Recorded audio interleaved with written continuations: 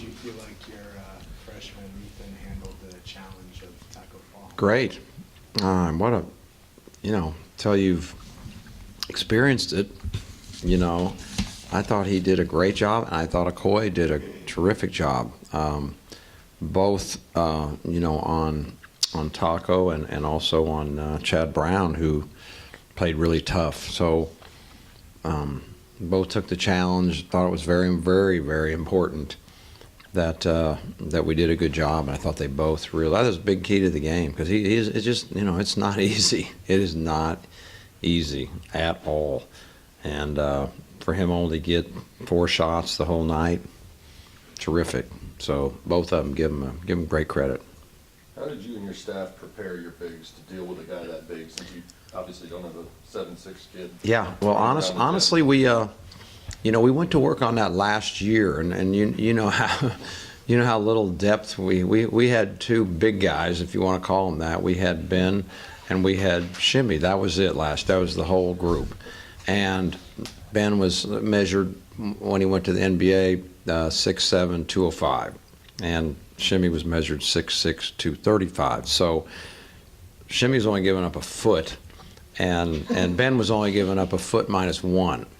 So we really studied and did the best job that we felt like we could. And well, how do you guard him? And the truth is, we have totally different rules to guard him than we had to break all our rules that we teach when you guard a big guy. And we basically kept those rules, and it was a little bit scary because Ben had gone through it, and all our big guys are new, and so it was a little bit scary, but they picked him up great and stuck to it, and were, I thought, right on point, and I thought our other guys did a good job of swarming when they needed to, getting hands on balls and all that. He's shooting 80% when he does. Tonight it was 75, 3 for 4, but we didn't let him get very many shots, and gosh, when a guy's shooting 80%, if he gets 10, 12 shots, it's hard to make up for it on the other end, especially tonight. Especially tonight, it would have been really hard. It's not like he was blocking shots left and right, but it seemed to impact just the way you played offense. How do you think that led to some of the... Well, the reason he didn't block, because we really emphasize you don't go in there and just shoot over him. Yeah.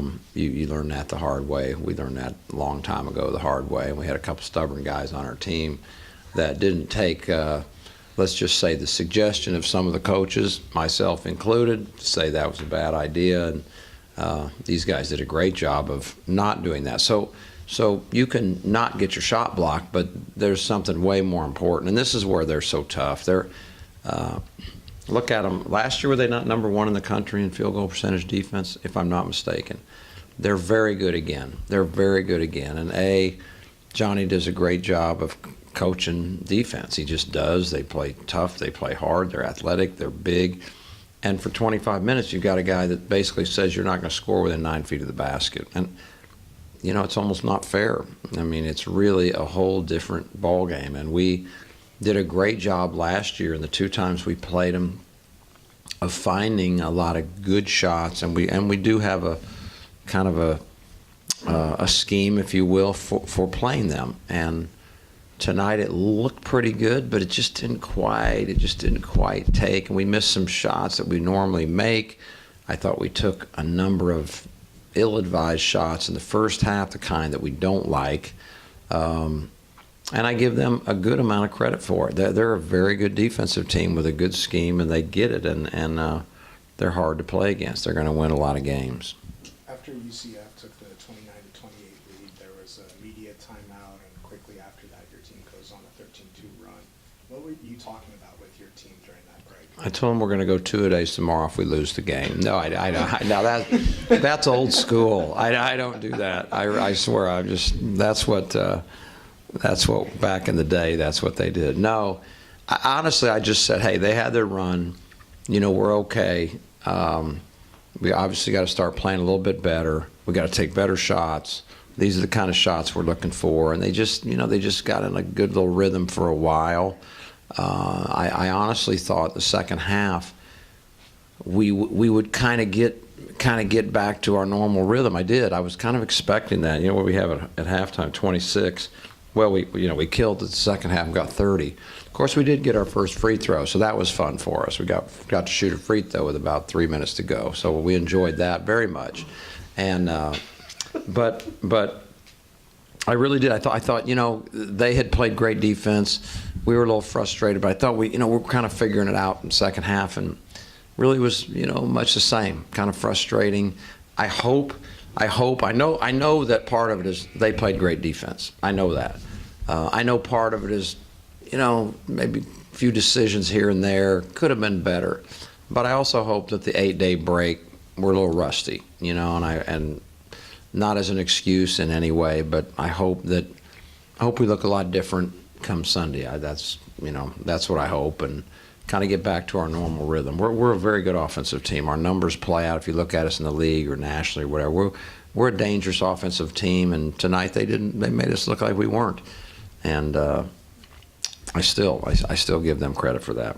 You mentioned that obviously with Taco Fall in there, you changed some of the offensive approach. You didn't go inside and just fling it up there because he was going to erase a lot of things. But and then you kind of joked about the fact that you got to take your first free throw with 2:58 left. But jokes aside, what do you make of that? And how much of that was just staying on the perimeter to avoid Taco Fall? And but we didn't stay on the perimeter. We drove the ball about 96 times. If you watch, we drove the ball. And what causes fouls more than anything else is penetration, right? I think, or getting the ball to 2 feet somehow, some way, and hard to get it to 2 feet. But we drove it a lot, and for whatever reason, and they were pressuring. They're pressuring full court. Normally when people pressure and they're pressuring full court and you're penetrating a lot, normally there's a lot of whistles. And I'm certainly not saying that they weren't called or whatever. I'm just saying we almost tied the world record for no free throws in a college game. And we got very close. And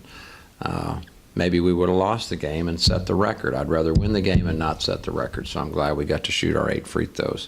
And, of course, most of them were when they were fouling intentionally at the end. But I don't think in any way, in fact, I'm positive it wasn't by us being tentative. Not at all. Maybe give them great credit for pressuring without fouling. Anything else? All right. Thank you. Thank you.